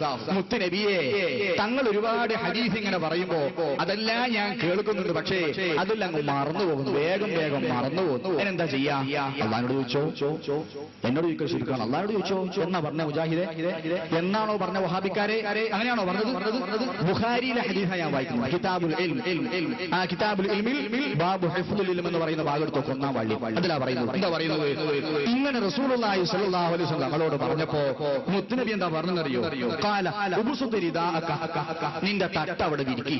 റസൂലുള്ളാഹി തങ്ങൾ പറയാ. എന്നിട്ടോ ഫബസതുഹു, ആ തട്ടം ബഹുമാനപ്പെട്ട അബൂ ഹുറൈറ റളിയല്ലാഹു അൻഹു അവിടെ വിരിച്ചു. ഖാല ഫവറഫ ബിയദൈഹി, അബൂ ഹുറൈറ തങ്ങൾ പറയാനേ, റസൂലുള്ളാഹി സ്വല്ലല്ലാഹു അലൈഹി വസല്ലം രണ്ട് കൈകൊണ്ട് ഇങ്ങനെ ഹവയിൽ ഇങ്ങനെ എന്തോ എടുക്കുന്ന പോലെ ഇങ്ങനെ, എന്നിട്ട് ആ വിരിപ്പിലിട്ടു. ഹവയിൽ ഇങ്ങനെ എടുക്കുകയാണ്, എന്നിട്ട് ആ വിരിപ്പിലിട്ടു. സുമ്മ ഖാല ളുമ്മഹു, എന്നിട്ട് എന്നോട് പറഞ്ഞു, ആ വിരിപ്പെടുത്ത് നിന്റെ നെഞ്ചത്ത് വെച്ചോ. ഞാനങ്ങനെ ആ തട്ടെടുത്ത് വിരിപ്പെടുത്തിട്ട് എന്റെ നെഞ്ചത്ത് ചേർത്തി വെച്ചു. അതിനുശേഷം മറവി എന്ന് പറഞ്ഞ സംഭവേ എന്റെ ജീവിതത്തിലില്ല. അബൂ ഹുറൈറ റളിയല്ലാഹു അൻഹു അവിടുന്ന് ഹദീസിൽ പഠിപ്പിക്കുന്നു, ബുഖാരി 1-ാം വാള്യം 34-ാമത്തെ പേജ്. ഇത് നിഷേധിക്കാൻ നിങ്ങൾ തയ്യാറുണ്ടോ? ഇല്ല എന്ന് പറയാൻ നിങ്ങൾ തയ്യാറുണ്ടോ? കിതാബിന്റെ ഉള്ളിൽ നോക്കി, ആ കിതാബാണ് എന്റെ കയ്യിലുള്ളത്, ആ കിതാബാണ് എന്റെ കയ്യിലുള്ളത്. പുകമറ സൃഷ്ടിക്കലല്ല ഇത്, സുന്നത്ത് ജമാഅത്തിന്റെ അക്ഷയാദർശങ്ങൾ പഠിപ്പിക്കുകയാ. ഇതിൽ തെറ്റുണ്ടെങ്കിൽ തെറ്റുണ്ടെന്ന് പറയൂ, ഇല്ലെങ്കിൽ തള്ളിക്കളിയോ. സഹോദരന്മാരെ, വഹാബിസത്തിൽ കുടുങ്ങിപ്പോയ സഹോദരിമാരെ, എന്റെ ചെറുപ്പക്കാരെ നിങ്ങൾ ശ്രദ്ധിക്കണം. ഈ ഖണ്ഡനം നേർക്കുനേറാൻ, പുകമറയില്ല, തെറ്റിദ്ധരിപ്പിക്കലില്ല, മറച്ചുവെക്കലില്ല. അബൂ ഹുറൈറ റളിയല്ലാഹു അൻഹു നബി സല്ലല്ലാഹു അലൈഹി വസല്ലം തങ്ങളോട് സങ്കടം പറഞ്ഞ സംഭവം നിങ്ങൾക്ക് നിഷേധിക്കാൻ കഴിയുമോ? 1ഉം 2ഉം പ്രാവശ്യം ഞാൻ ചോദിച്ചില്ലേ, നിങ്ങൾ അണ്ണാക്കിൽ പിണ്ണാക്കാണോ? സഹോദരന്മാരെ, എന്തേ നിങ്ങൾക്ക് മറുപടിയില്ലാത്തത്? മറുപടിയില്ലെങ്കിൽ മരിച്ച വീട്ടിലിരുന്നാ പോലെ പിന്നെ ഇങ്ങോട്ട് വരേണ്ട ആവശ്യമുണ്ടോ? എന്തിനാ മെനക്കെട്ട് വരുന്നത്? ഇവിടെ ഗ്രൂപ്പിസം വിളമ്പാനോ, നാട്ടിൽ ഭിന്നതയുണ്ടാക്കാനോ?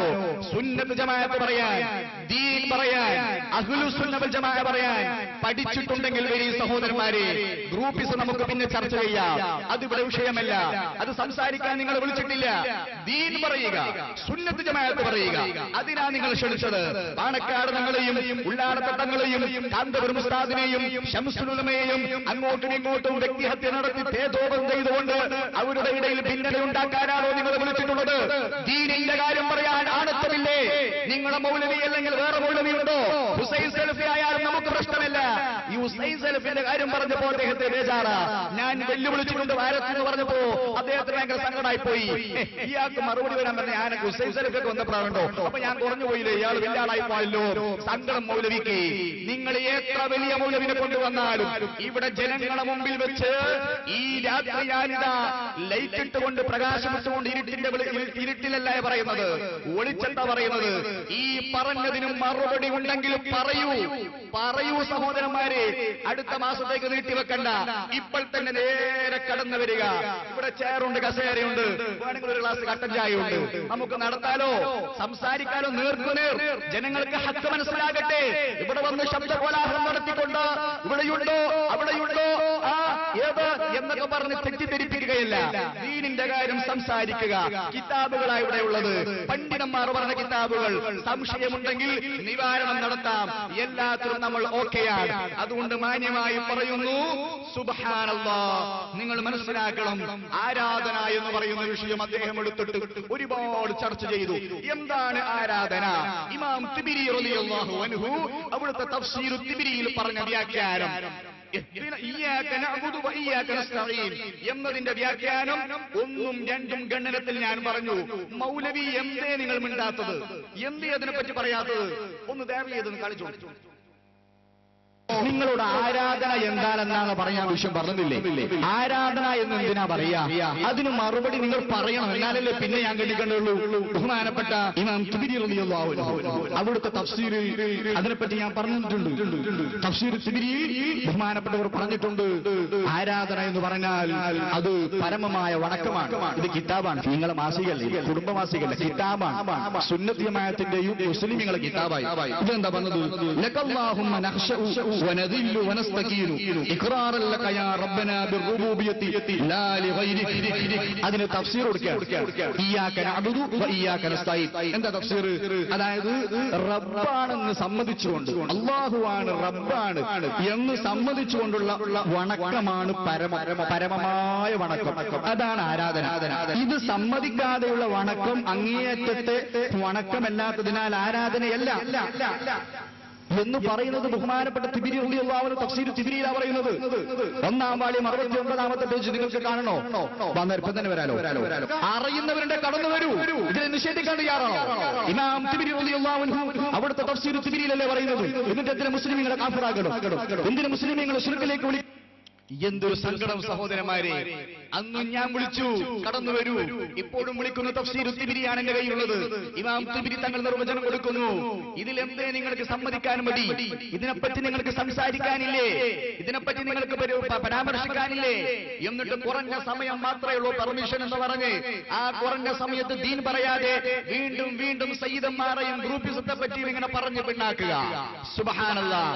പരിശുദ്ധമായ ദീൻ സംസാരിക്കാൻ ധൈര്യമുണ്ടോ വഹാബി മൗലവിമാരെ? നിങ്ങളുണ്ടെങ്കിൽ കടന്നു വരൂ. എന്താ നിങ്ങളോട് പറയേണ്ടത്? ഏത് ഭാഷയിലാ പറയേണ്ടത്? ഞാൻ എത്ര സന്തോഷത്തോടെ ക്ലിപ്പെടുന്നത്. വളരെ പ്രയാസപ്പെട്ട ക്ലിപ്പൊക്കെ കട്ടി, എന്നാലും വന്നോട്ടെ എന്ന് കരുതിയിട്ടാ. ഈ പറഞ്ഞതിന് മറുപടി പറയൂ നിങ്ങൾ. ഇതിനെന്താ നിങ്ങൾക്ക് പറയാനുള്ളത്? എന്നിട്ട് ഞാൻ ദുആഇനെ പറ്റിയിട്ട് നിർവചനം കൊടുത്തിട്ട് ഒരു ചോദ്യം അങ്ങ് ചോദിച്ചപ്പോ മൗലവി അങ്ങ് കുടുങ്ങിപ്പോയി. സുബ്ഹാനല്ലാഹ്. എന്നിട്ട് പറയാം, ഞാൻ അങ്ങനെ പറഞ്ഞിട്ടുണ്ടോ?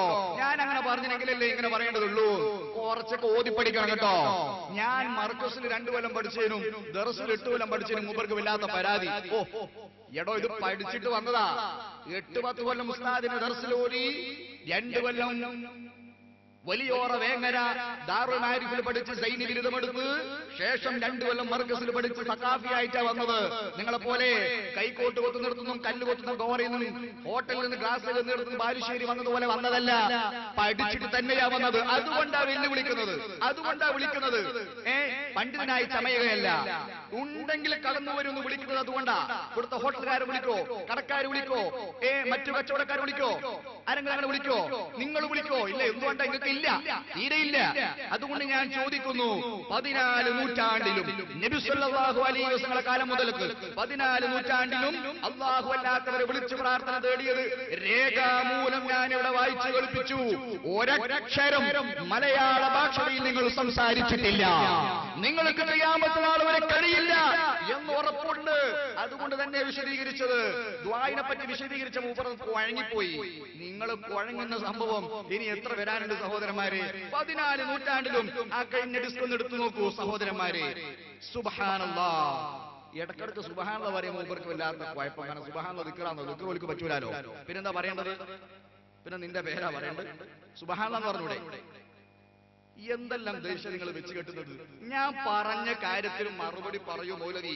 എത്ര സുഗമമായി ഖണ്ഡനം നടത്താൻ നമുക്ക് ഉഷാറായി വിജയിക്കാലോ. അപ്പൊ ജനങ്ങൾ പറയും, തങ്ങൾ പറഞ്ഞതിന് അദ്ദേഹം ഗണ്ണിച്ചല്ലോ, അതിന് നിങ്ങൾക്ക് മറുപടി ഉണ്ട്. അപ്പൊ ഞാൻ മറുപടി അറിയും. 1ഉം 2ഉം പ്രാവശ്യം ചോദിച്ച മറുപടി ആയതിന് എന്താ പറയാ? അതുകൊണ്ട് ഞാൻ ചോദിക്കുന്നു നിങ്ങളോട്. എന്നിട്ട് അദ്ദേഹം റസൂലുള്ളാഹി സ്വല്ലല്ലാഹു അലൈഹി വസല്ലം അയ്യു ജസസൽ ഖബറു, റസൂലുള്ളാഹി സ്വല്ലല്ലാഹു അലൈഹി വസല്ലം അയ്യു ജസസൽ ഖബറു, റസൂലുള്ളാഹി തആല ഖബർ തട്ടിത്തെറിപ്പറമാക്കാൻ പറഞ്ഞില്ലേ? ഉമ്മായന്റെക്ക് നേരത്തോട്ട് വിലങ്ങിയില്ലേ? വിരോധിച്ചില്ലേ? ഇങ്ങനെ പാടി പഠിക്കാൻ മൂപ്പരച്ചിട്ട് നമ്മൾ കണ്ടിട്ടില്ല. ഇതിന് മറുപടി ഇല്ല. ഞാൻ പറയുന്നു, നിങ്ങൾ ഈ പറഞ്ഞ മറുപടി പറഞ്ഞാൽ ജനങ്ങളുടെ മുമ്പിൽ നിന്നല്ലേ പറയുന്നത്. ഈ പറഞ്ഞതിന് മറുപടി എന്റെ പെട്ടിയിലല്ലാതെ നിങ്ങൾ വീട്ടിൽ കൊണ്ടുവരാൻ കഴിയോ? എന്റെ കിതാബ് എന്റെ പെട്ടിയിലല്ലാതെ നിന്റെ വീട്ടിൽ കൊണ്ടുവെക്കാൻ കഴിയോ? പിന്നെ ഓന്റെ പെട്ടിയിൽ വെച്ച്, ഓന്റെ ബുക്ക് സ്റ്റാളിൽ വെച്ച്, കുത്തുബാനിൽ വെച്ച്, എന്റെ കിതാബ് എന്റെ കുത്തുബാനയിലും എന്റെ പെട്ടിയിലല്ലാതെ പിന്നെ വെക്കുക? നിങ്ങളെ വീട്ടിലാ വെക്കുക? അപ്പൊ എന്റെ പെട്ടിയിലുണ്ട്, ഇവിടെയുണ്ട് കിതാബ്. നിങ്ങൾ ഈ പറഞ്ഞതിന് മറുപടി പറഞ്ഞാൽ ഈ സമയം 8:45 9 മണിക്കൂറിലായി ഞാനത് മറുപടി പറയും. നിങ്ങൾ ഇതിന് മറുപടി പറയും. ഈ നഹാ റസൂലുള്ളാഹി സ്വല്ലല്ലാഹു അലൈഹി വസല്ലം അയ്യു ജസസൽ ഖബർ ഇങ്ങനെ തുടങ്ങിയ 3-4 ഹദീസ് മൂപ്പർക്കുണ്ട്. എപ്പോഴും ഉള്ള മേറ്ററാണ്. 2 പ്രാവശ്യം വന്നപ്പോൾ ആ മേറ്ററിനെ മൂപ്പർക്കുള്ളൂ. അതിന് മറുപടി ജനങ്ങളുടെ മുമ്പ് ഞാൻ പറയുന്നത്. ഞാൻ പറഞ്ഞ വിഷയത്തിൽ, ഞാൻ മുണ്ടേരി മൗലവിക്ക് പറഞ്ഞ വിഷയത്തിന് മൗലവി മറുപടി പറഞ്ഞാൽ ഈ വിഷയത്തിന് മറുപടി പെട്ടിയിലല്ല, തുറന്നങ്ങ് പറഞ്ഞുതരാം. എന്താണ് അതുകൊണ്ടൊരു വിവക്ഷ? ഇതൊക്കെ ഓതി പഠിച്ച് വന്നവരാ, മനസ്സിലായോ? ഇനിയെങ്കിലും വന്നിട്ട് അത് ആവർത്തിക്കല്ല വേണ്ടത്. ഇതിന് മറുപടി പറഞ്ഞിട്ട് പറയാ, ഇതിന് മറുപടി പറയൂ, എല്ലാം അങ്ങ് പറഞ്ഞുതരാം. ഒരു വിഷയമില്ല, എല്ലാത്തിനും മറുപടി ഉണ്ട്. വളരെ ദയവ് ചെയ്ത് ഒരു പ്രാവശ്യം കൂടി ചോദിക്കുന്നു, ഇതിന് മറുപടി പറയണം. എന്നിട്ട് ഞാൻ ചെറിയ രൂപത്തിൽ അന്ന് മറുപടി കൊടുത്തിരുന്നു. ഖബർ കെട്ടി പൊന്തിച്ച ഒരു സംഭവം എന്താണ്? ബഹുമാനപ്പെട്ട സ്വഹീഹുൽ ബുഖാരി റിപ്പോർട്ട് ചെയ്തതും ആ റിപ്പോർട്ട് ചെയ്ത ഹദീസിനെ ഫത്ഹുൽ ബാരി അംഗീകരിച്ചതുമായ ഉസ്മാൻ ഇബ്നു മഅ്മൂൻ റളിയല്ലാഹു അൻഹുവിന്റെ കാലത്ത് കെട്ടിപ്പൊക്കിയ ഖബറിന്റെ സംഭവം 1ഉം 2ഉം ഗണനത്തിൽ ഞാൻ പറഞ്ഞു. അതിനെപ്പറ്റി മൂപ്പർക്ക് മറുപടിയില്ല, അതിനെപ്പറ്റി ഒന്നും പറയാനില്ല. ഈ പഠിച്ചു വന്നതിനെ പറ്റി എന്താ എന്നോട് ചോദിക്കാം? ഞാൻ പറഞ്ഞില്ലേ ബുഖാരി 4364 പറഞ്ഞത്, ഫത്ഹുൽ ബാരി 4365 അത് സ്ഥിരപ്പെടുത്തി, അത് ജായിസാണെന്ന് പറഞ്ഞു. അതിനെപ്പറ്റി നിങ്ങൾക്ക് മറുപടി ഉണ്ടോ? ഖബർ കെട്ടിപ്പൊന്തിച്ച ഉസ്മാൻ ഇബ്നു മഅ്മൂൻ റളിയല്ലാഹു അൻഹുവിന്റെ കാലത്തെ സംഭവം, ഖബർ കെട്ടിപ്പൊന്തിച്ചു. ഇത് പറഞ്ഞു കൊടുത്തിട്ടൊന്നും മൂപ്പർ കേൾക്കുന്നില്ല. അതുകൊണ്ട് അവസാനം ഞാൻ അടുത്ത പരിപാടി എന്താ അറിയോ? നമ്മളെ മദീന നടത്തിയ സ്ട്രീറ്റ് ഓഫ് മദീന പരിപാടിയിൽ ഒരു എക്സിബിഷൻ സംഘടിപ്പിച്ചു. അതിൽ മുഖ്യമായ നമ്മുടെ ഉദ്ദേശം എന്താ അറിയോ? വഹാബികളെ കൊണ്ട് ദീൻ പറഞ്ഞ് മനസ്സിലാകുന്നില്ല, ഖുർആൻ പറഞ്ഞെടുത്തൊരു മനസ്സിലാകുന്നില്ല, ഹദീസ് പറഞ്ഞെടുത്തൊരു മനസ്സിലാകുന്നില്ല. അപ്പൊ കുപ്പ പൊന്തിച്ചതുണ്ടോ, കെട്ടിപ്പൊന്തിക്കാൻ പറ്റുമോ ഇങ്ങനെ ചോദിച്ചു പോകുന്നതല്ലാണ്ട് അതിന് മറുപടി കൊടുത്താൽ അതിന് റിട്ടേൺ ആയിട്ടൊന്നും പറയുന്നുമില്ല. അപ്പൊ എന്ത് ചെയ്തു? 150, 200ഓളം വലിയ വലിയ മക്ബറകളുടെ, വലിയ വലിയ സ്വാലിഹ്യങ്ങളുടെ കുപ്പയുള്ള മക്ബറയുടെ വലിയ ഫോട്ടോ മുഴുവനും കൊണ്ട് എക്സ്പോയിൽ പ്രദർശിപ്പിച്ചു. അതെങ്കിലും മൗലവിമാർ ഒന്ന് കാണട്ടെ എന്ന സമാധാനമാവില്ല. കിതാബ് പറഞ്ഞിട്ട് അവർക്ക് തിരിയുന്നില്ല, ഹദീസും തിരിയുന്നില്ല, ഖുർആനും തിരിയുന്നില്ല. അപ്പൊ ഈ വലിയ ആദ്യ നബി, പിന്നെ മൂസാ നബി അലൈഹി സ്വലാത്തു വസ്സലാമിന്റെയും അബൂ ബക്കർ റളിയല്ലാഹു അൻഹുവിന്റെയും ഇമാം ഷാഫി റളിയല്ലാഹു അൻഹുവിന്റെയും എല്ലാ ഇമാമിയങ്ങളുടെയും മക്ബറയുടെ വലിയ ഫോട്ടോ കൊണ്ടുപോയി പ്രദർശിപ്പിച്ചു. എന്നിട്ട് മൗലവിമാർ വന്നില്ല. പിന്നെ എന്താ ചെയ്യാ സഹോദരന്മാർ? നിങ്ങൾ എന്തിപ്പോ നമ്മൾ കാട്ടാ? നിങ്ങൾ എന്താ ചെയ്യുക? ഒന്നും ചെയ്യാൻ പറ്റൂലോ. മൂപ്പറന്നെ പറഞ്ഞ ജനാധിപത്യ രാജ്യമാണ് എപ്പോഴും പറയുന്ന ഒരു കാര്യമാണ്. അതുകൊണ്ടാണ് എക്സ്പോയിൽ അങ്ങനെ ഒരു പരിപാടി സംഘടിപ്പിച്ച നമ്മുടെ സംഘാടകർ. അവർക്കത് മനസ്സിലായിക്കോട്ടെ എന്ന് എഴുതി. അത് ഒന്നിക്കൽ നിങ്ങൾ എന്തെങ്കിലും ഒരു കാര്യത്തിൽ തീരുമാനത്തിൽ എത്തണം. ഒന്നിക്കൽ ഗണ്ണനത്തിന് ഒഴിവാകാന്ന് പറയണം, അല്ലെങ്കിൽ ഞാൻ പറഞ്ഞതിന് ധൈര്യത്തോടെ മറുപടി പറയുന്നു പറയണം. എന്നാൽ നമുക്ക് ഇൻഷാ അല്ലാഹ് ഇത് 1 അല്ല 3 അല്ല 20,000 അങ്ങോട്ട് മുന്നോട്ട് പോകാം. അല്ലാഹു തആല നിങ്ങൾക്ക് അതിന് തൗഫീഖ് നൽകുമാറാവട്ടെ. സഹോദരന്മാരെ, നിങ്ങൾ മനസ്സിലാക്കണം. ഇനി ഒരു കാര്യം, ഈ വിഷയങ്ങൾ ഇങ്ങനെ പറഞ്ഞപ്പോ നമ്മുടെ നാട്ടിലെ സഹോദരന്മാർ ഒരു ലെറ്റർ കൊടുത്തു. അവർ നല്ലത് ചിന്തിച്ചു കൊടുത്തതാണ്. എന്താണ് ലെറ്റർ? നിങ്ങൾ ഇങ്ങനെ അങ്ങോട്ടും ഇങ്ങോട്ടും ഗണന വെക്കുക, എന്നിട്ട് പലതും പലതും പറയാ, ചീത്ത പറയാ, ഗ്രൂപ്പിസം പറയാ, പോവുക. ഇതിനെ കൊണ്ട് ഒരു കാര്യം നമുക്ക് മനസ്സിലാകുന്നില്ല. അതുകൊണ്ട് നേർക്ക് നേരെ ഒരേപോലെ സ്റ്റേജിലിരുന്ന് സംവാദത്തിന് തയ്യാറുണ്ടോ എന്ന് മൗലവിയോട് പറയാൻ വേണ്ടി പറഞ്ഞു. കുട്ടികൾ എഴുത്തു കൊടുത്തു. അപ്പൊ അദ്ദേഹം ആ ദേശയ്ക്ക് ഇങ്ങോട്ട് കേട് കൂടി വന്ന സമയം അത് നമ്മളെ പേരിൽ ചാത്തി ഏപ്പിക്കാർ എഴുതി നമുക്കറിയാം. കുട്ടികൾ അന്ന് തന്നെ പറഞ്ഞു ഏപ്പിക്കാറില്ല നമ്മളാണ്. സുബ്ഹാനല്ലാഹ്, ദേഷ്യം മൂത്തിട്ട് എന്താ ചെയ്യേണ്ടെന്നിരുന്നില്ല. അങ്ങനെ അയാൾ പറഞ്ഞു, നിങ്ങൾ രേഖാമൂലം എഴുത്തു തരികയാണെങ്കിൽ ഞങ്ങൾ സംവാദത്തിന് തയ്യാറാണ്. ജമിയത്തുൽ ഉലമക്ക് അത് ഒരുപാട് തട്ടിപ്പാണ്, വേറെ വിഷയം. കാരണം ഞാൻ കഴിഞ്ഞ ഗണനത്തിൽ കാണിച്ചിരുന്നു, തലശ്ശേരിയിലുള്ള മാക്കൂൽ പീടികയുടെ ശംസുദ്ദീൻ എന്ന് പറയുന്ന ചെറുപ്പക്കാരൻ, സാധാരണ കൂലിപ്പണിക്കാരൻ, മങ്കൂസ് മൗലിദിന്റെ ഏടെടുത്തുകൊണ്ട് ഇതിലെവിടെയാണ് ശിർക്കെന്ന് അദ്ദേഹത്തോട് ചോദിച്ചപ്പോ അതിപ്പം പറയാൻ പറ്റൂല, പിന്നെ പറയാന്ന് പറഞ്ഞപ്പോ ശംസുദ്ദീൻ പറഞ്ഞു, എന്റെ കൂടെ ഒന്ന് റൂമിൽ ഇരുന്ന് ചെറിയൊരു സംവാദം പോലെ നമുക്ക് അങ്ങോട്ടും ഇങ്ങോട്ടും സംസാരിക്കാൻ തയ്യാറാണോ? അതിന് ഞാൻ തയ്യാറല്ല എന്ന് പറഞ്ഞു. പിന്നെ സംവാദത്തിന് പൊതു സ്റ്റേജിൽ തയ്യാറാണോ? വിളിച്ച് പറയാന്ന് പറഞ്ഞു. അദ്ദേഹത്തോട് വിളിച്ചവർക്കും പറഞ്ഞു, നിങ്ങൾ ജമിയത്തുൽ ഉലമക്ക് കത്തരണോ? ഈ സഹോദരന്മാരെ, കൂലിപ്പണിയെടുക്കുന്ന ശംസുദ്ദീൻ എന്ത് ജമിയത്തുൽ ഉലമ? നിങ്ങൾ ചിന്തിച്ചു നോക്കൂ. കൂലിപ്പണിയെടുക്കുന്ന ശംസുദ്ദീൻ എന്ത് ജമിയത്തുൽ ഉലമ? ഓന്റെ സംശയം തീർത്തു കൊടുക്ക മൗലവി. അവിടെ നിന്ന് തെറ്റ്, അല്ലെങ്കിൽ അവിടെ നിന്ന് തെറ്റ്, ഇന്നർജു ഇതാണ് തെറ്റെന്ന് തീർത്തു കൊടുക്കല്ലേ? കൂലിപ്പണിക്കാരനായ ശംസുദ്ദീൻ എന്ത് ജമിയത്തുൽ ഉലമ? ശംസുദ്ദീന്റെ പിന്നെ കീഴാണോ ഉള്ളാണോ നിങ്ങളുള്ളത്? ഓരോ കീഴാണോ നേതാക്കന്മാരുള്ളത്? അവനോട് പറയാം ജമിയത്തുൽ ഉലമക്ക് കത്തരണോ? ഇവരെ തട്ടിപ്പാണെന്ന് പൊതുവെ അറിയാം. അദ്ദേഹം അതിൽ പറഞ്ഞതും അങ്ങനെ തന്നെയാണ്. നിങ്ങൾ ജമിയത്തുൽ ഉലമക്ക് കത്തരുകയാണെങ്കിൽ നമ്മൾ ഓക്കെ, എല്ലാ സ്ഥലത്തും പറയുന്ന പരിപാടിയാണ്. എന്നാൽ കഴിഞ്ഞ ഗണനത്തിൽ ഞാൻ പറഞ്ഞാന്ന് വെച്ചോട്ടെ,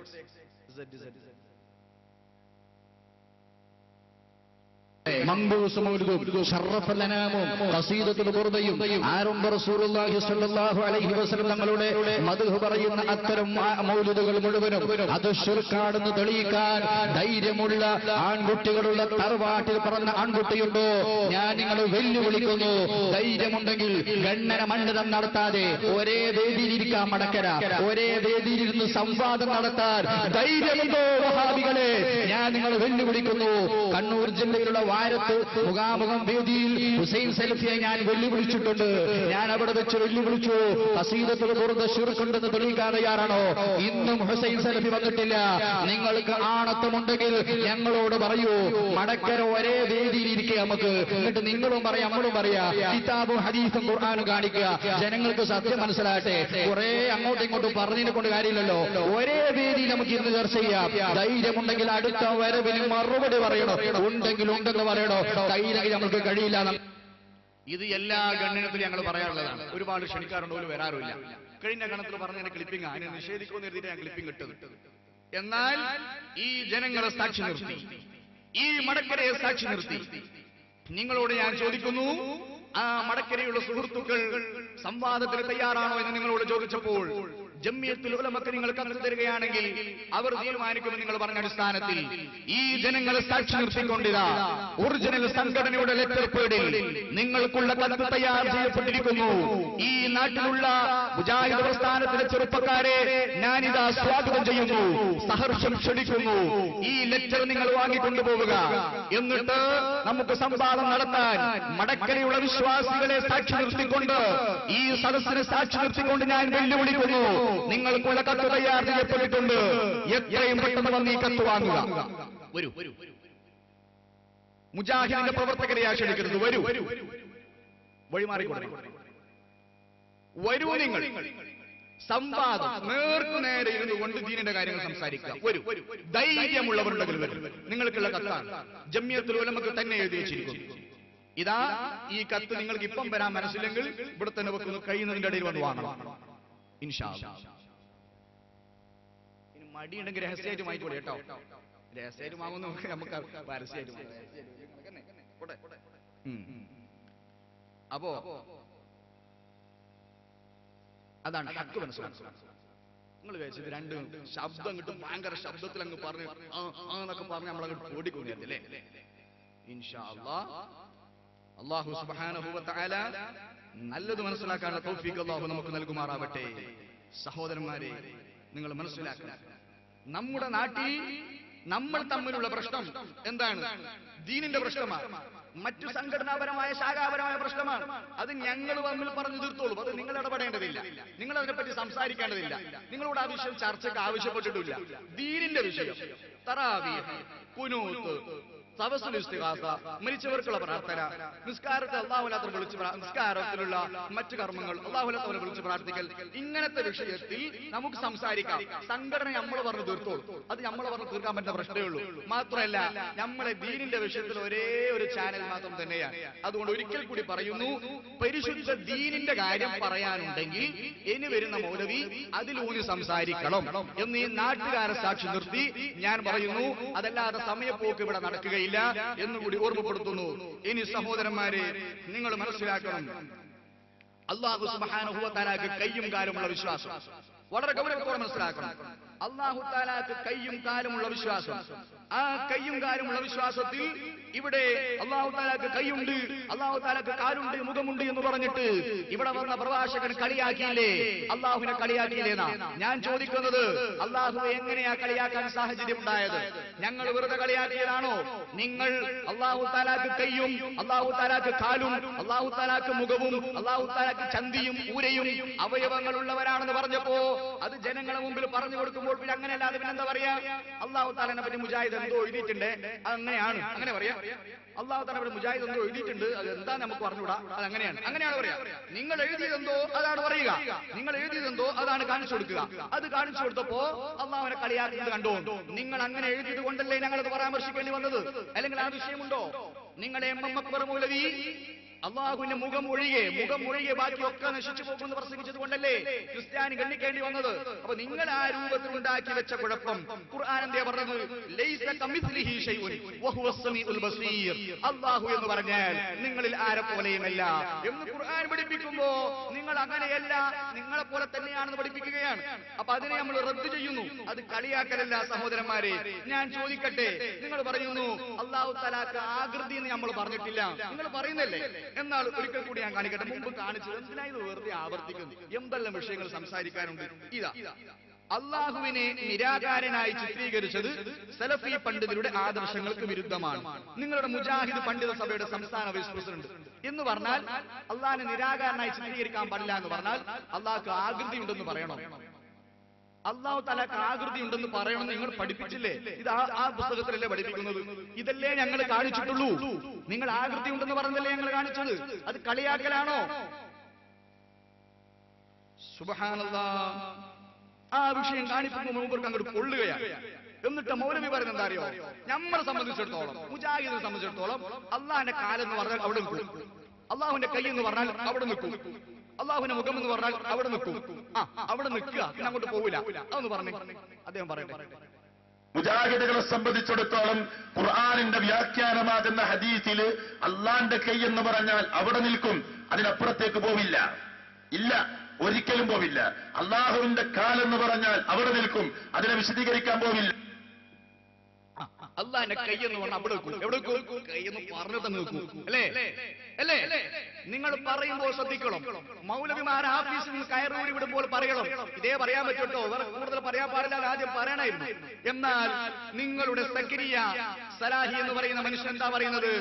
കുട്ടികൾ പന്തെറിയുന്നത് പോലെ അള്ളാഹു ആകാശത്തെയും ഭൂമിയും കൈയുണങ്ങൾ പിടിച്ചു എറിയുന്നുണ്ട്. മൂപ്പർ എറിയുന്ന കോലം കാണിച്ചു കൊടുക്കും. നമ്മൾ കൈ എന്ന് പറഞ്ഞാൽ അവിടെ നിൽക്കും, പിന്നെ വിശദീകരിക്കാൻ പോകില്ല. മൗലവി പറഞ്ഞത് മൗലവിക്ക് അറിഞ്ഞൂടാ. സക്കരിയ എന്താ പറയുന്നത്? കുട്ടികൾ പന്തെറിയുന്നത് പോലെ അള്ളാഹു തആല അവസാന നാളിൽ ആകാശത്തെ എറിയുമെന്ന് ഹദീസിലുണ്ട്. അത് നമ്മളൊക്കെ കണ്ടു തന്നെയാണ്. അള്ളാഹു ആയാലും അതെന്താന്ന് വിശദീകരിക്കാൻ നമുക്ക് അറിഞ്ഞൂടാ, അതിന്റെ അർത്ഥം അറിയില്ല. ഇവർ എന്താ പറയുന്നത്? കുട്ടികൾ പന്തെറിയുന്നത് പോലെ അള്ളാഹു ആകാശത്തെ എറിയും. അതെന്താ കാണിച്ചു? കുട്ടികൾ പന്തെറിയുന്നത് പോലെ അള്ളാഹു ഭൂമിയെ എറിഞ്ഞു കളയുന്നതാണ്. കാണട്ടെ. കുട്ടികൾ പന്തെറിയുന്നത് പോലെ അള്ളാഹു ഭൂമിയെ എറിഞ്ഞു കളയുന്നതാണ്. കുട്ടികൾ പന്തെറിയുന്നത് പോലെ ഭൂമി അങ്ങോട്ട് എറിയാണ്. മൗലവി എന്താ പറഞ്ഞത്? ഞങ്ങൾ കൈ എന്ന് പറഞ്ഞാൽ അവിടെ നിൽക്കും. എവിടെ നിൽക്കും? എവിടെ നിങ്ങൾ നിൽക്കുന്ന സ്ഥലം മനസ്സിലാകുന്നില്ല. നിൽപ്പിൽ നിങ്ങൾക്ക് നിലനിൽപ്പില്ലാത്തോണ്ട് കളിയൊക്കെ വരുന്ന അടിപാതറിപ്പോയി മൗലവി. എന്നിട്ട് ഈ മനുഷ്യൻ തന്നെ പറയുന്നത് അറിയോ? അള്ളാഹ്ക്ക് അവയവമുണ്ടെന്ന് പറയാൻ പാടില്ല, അള്ളാഹ്ക്ക് അവയവമുണ്ടെന്ന് പറയാൻ പാടില്ല. കുട്ടികൾ പന്തെറിയുന്ന പോലെ എറിയൂന്ന് പറഞ്ഞിട്ട് മൗലവി എന്നെ പറയുന്നത് അള്ളാഹ്ക്ക് അങ്ങനെ അവയവമുണ്ടെന്ന് പറഞ്ഞാൽ എല്ലാം ക്ലോസായി പോയി. ആ മൗലവി എന്ന് പറയട്ടെ. ഇനി സുഹൃത്തുക്കളെ, അള്ളാഹ്ക്ക് അവയവങ്ങളുണ്ടെന്നും അള്ളാഹ്ക്ക് ആകൃതി ഉണ്ടെന്നും ഒക്കെ മുജാഹിദുകൾ വിശ്വസിക്കുന്നു എന്നാണ് ഈ മുസ്ലിയാക്കന്മാർ പറയുന്നത്. അള്ളാഹ്ക്ക് അവയവങ്ങളുണ്ട് എന്നുള്ളത് ശരിയാണ്, അത് ഖുർആനിൽ വന്നിട്ടുള്ള കാര്യമാണ്. സൃഷ്ടികളെ പോലെ എന്തെങ്കിലും ഒരു ആകൃതി പടച്ചവരുണ്ടെന്ന് ഞങ്ങൾ പറഞ്ഞിട്ടില്ല. ഈ IT യുഗം പ്രാപിച്ച കാലഘട്ടത്തിലേക്ക് ഇയാളിങ്ങനത്തെ വർത്താനം പറഞ്ഞാൽ അള്ളാഹു തആലക്ക് അവയവമുണ്ടെന്ന് പറഞ്ഞാൽ ശരി തന്നെയാണ്. പക്ഷെ സൃഷ്ടികളെ പോലെ ഉണ്ടെന്ന് പറഞ്ഞിട്ടില്ല. പിന്നെന്താ പറഞ്ഞതിന്റെ അർത്ഥം? പറഞ്ഞതിന്റെ അർത്ഥം സൃഷ്ടികളെ പോലെ തന്നെ കൈയുണ്ട് കാലുണ്ടല്ലേ? കൈയുണ്ടെന്നത് ശരിയല്ല, പക്ഷെ സൃഷ്ടികളെ പോലെയല്ല. എന്നിട്ട് സൃഷ്ടികൾ കുട്ടികൾ പന്തെറിയുന്നത് പോലെ എറിയുന്നു അദ്ദേഹം കാണിച്ചു കൊടുക്കുന്നു. അങ്ങോട്ടും ഇങ്ങോട്ടും വൈരുദ്ധ്യമുള്ള വർത്താനം പറയുന്ന മൗലവിമാരെ ഒന്നെങ്കിലും ശ്രദ്ധിച്ചുകൂടെ? ഇനി തീർന്നിട്ടില്ല. അദ്ദേഹം ഭൂമി എറിയുന്നവർ, ഇനി ആകാശത്ത് എറിയുന്ന വേറെ മൗലവിയുണ്ട്. ആരാണത്? അദ്ദേഹവും എറിഞ്ഞങ്ങ് കാണിച്ചു കൊടുക്കാൻ നമ്മുടെ ഹനീഫ കായക്കൊടി. അത് പറയട്ടെ. ഇതുണ്ടാകും. കുട്ടികൾ പന്തെറിയുന്നത് പോലെ ഈ ആകാശങ്ങളെ അല്ലാഹു എറിയും. പന്ത് എറിയുന്ന പോലെ കുട്ടികൾ ആകാശത്ത് അങ്ങ് എറിയും. അപ്പൊ എല്ലാം റാഹത്തായി. ഈ പറഞ്ഞതിനൊക്കെ പറ്റിയിട്ട് ഹുസൈൻ സലഫി പറയുന്നുണ്ട്, അങ്ങനെ ആകൃതി ഉള്ളവനായി അള്ളാനെ പറഞ്ഞുകൂടാ മൗലവിമാരെ എന്ന് ഹുസൈൻ സലഫിയും പറയുന്നു. അതൊന്ന് വെച്ചു.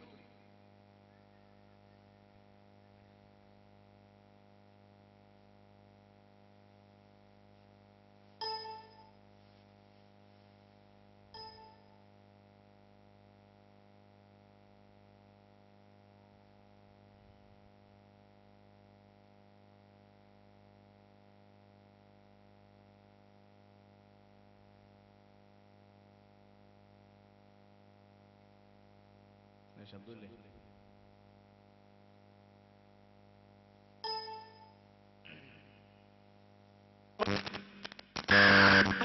ഏതെങ്കിലും ഒരു മഖ്ലൂഖിനെ ഇത്. അതുകൊണ്ട് തന്നെ അല്ലാഹു സുബ്ഹാനഹു വ തആലയെ ഏതെങ്കിലും നിലക്ക് സൃഷ്ടികളോട് തുല്യപ്പെടുത്തിയാൽ അത് കുഫ്റാണ്. അള്ളാഹുവിനെ സംബന്ധിച്ച് ഖുർആനിലും ഹദീസിലും വന്നിട്ടുള്ള പേരുകളും വിശേഷണങ്ങളും ഒക്കെ പറയുമ്പോൾ അത് അള്ളാഹുവിന്റെ ഏതെങ്കിലും ഒരു മഖ്ലൂഖിനെ പോലെ എന്ന ചിന്ത പോലും അസ്ഥാനത്താണ്. എന്ന ചിന്ത പോലും അസ്ഥാനത്താണ്. ഇവർക്ക് ചിന്തയല്ല, എറിഞ്ഞ് കാണിച്ചു കൊടുക്കാണ്. കുട്ടികൾ എറിയ പോലെ പന്തെറിയൂ. അപ്പൊ അങ്ങനെ പറയാൻ പാടില്ല എന്ന് അങ്ങനെ പറഞ്ഞാൽ കുഫ്റാണ്. അങ്ങനെ പറഞ്ഞാൽ കുഫ്റാണെന്ന് പറയുന്നത് ഹുസൈൻ സലഫി. ഏത് സ്വീകരിക്കും? നിങ്ങൾ ഏത് സ്വീകരിക്കും?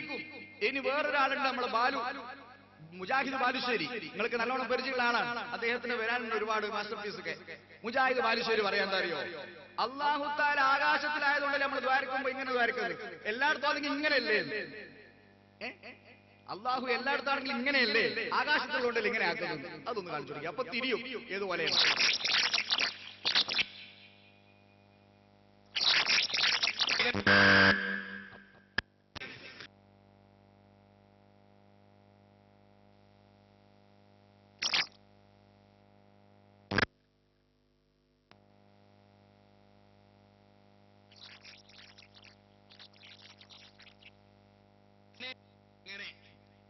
ഇങ്ങനെ ആർക്കും മനസ്സിലാവും.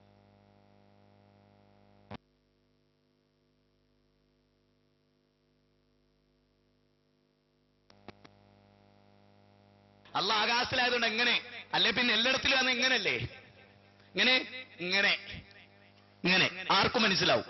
അപ്പോ അള്ളാഹു ഉപരിലോകത്താണെന്ന് പഠിപ്പിക്കുന്ന അല്ല ആകാശത്തിലായതുകൊണ്ട് എങ്ങനെ? അല്ലെ പിന്നെ എല്ലായിടത്തിലും ആണ് ഇങ്ങനല്ലേ? ഇങ്ങനെ ഇങ്ങനെ ഇങ്ങനെ ആർക്കും മനസ്സിലാവും. അപ്പോ അള്ളാഹു ഉപരിലോകത്താണെന്ന് പഠിപ്പിക്കുന്ന ഇതായ വിശ്വാസം. എന്നിട്ട് ഇവിടെ വന്നിട്ട് ആൾക്കാരുടെ ഇടയിൽ നന്നാകാൻ വേണ്ടിയിട്ട് അങ്ങനെയല്ല എന്ന് പറയാം. എന്നിട്ടോ ബഹുമാനപ്പെട്ട ഗൗസുൽ ആലം ശൈഖ് മുഹയ്യിദ്ദീൻ അബ്ദുൽ ഖാദിർ ജീലാനി റളിയല്ലാഹു അൻഹു, ബഹുമാനപ്പെട്ട അബുൽ ഹസൻ അശരി റളിയല്ലാഹു അൻഹു, ആ മഹാന്മാരുടെ പേരിൽ ഇവർ ചമത്ത് തന്നെ. ആ മഹാന്മാരുടെ പേരിൽ ഇത്തരം കേസ് ചുമത്തി പറയാ. എന്താ പറയാ? അവരെ പറ്റി കള്ളവാദങ്ങളെന്ന് പ്രചരിപ്പിക്കുക. അദ്ദേഹം പറയുന്നു, മൗലവി പറയുന്നു, പറഞ്ഞിട്ട് ശൈഖ് മുഹീദ്ദീൻ റഹ്മത്തുള്ളാഹി അലൈഹി എഴുതി വച്ചിരിക്കുന്നു, അല്ലാഹു തആല യൻസിലു, അല്ലാഹു ഇറങ്ങും, ഫീ കുല്ലി ലൈല, എല്ലാ രാത്രിയും, ഇലാ സമാഇ ദുനിയ, ഈ ഭൂമിയോടടുത്ത ആകാശത്തിലേക്ക്. പിന്നെ ശൈഖ് മുഹീദ്ദീൻ റഹ്മത്തുള്ളാഹി അലൈഹിയുടെ അൽ ഗനിയ എന്ന് പറയുന്ന ഭാഗത്ത് പരാമർശിച്ചതാണ്, ആ ഗ്രന്ഥത്തിൽ പരാമർശിച്ചതാണ്.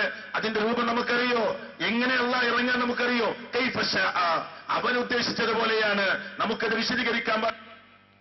ഹസൻ അൽ അശ്അരി തങ്ങളെ പറ്റിയും പറയുന്നുണ്ട്, അതും വെച്ചു.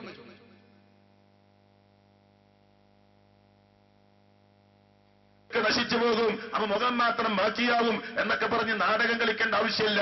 പിന്നെയോ അല്ല എന്തു പറഞ്ഞോ, റസൂലുള്ള എന്ത് പഠിപ്പിച്ചോ അവിടെ നിൽക്കുന്നു, അവിടെ നിൽക്കുന്നു.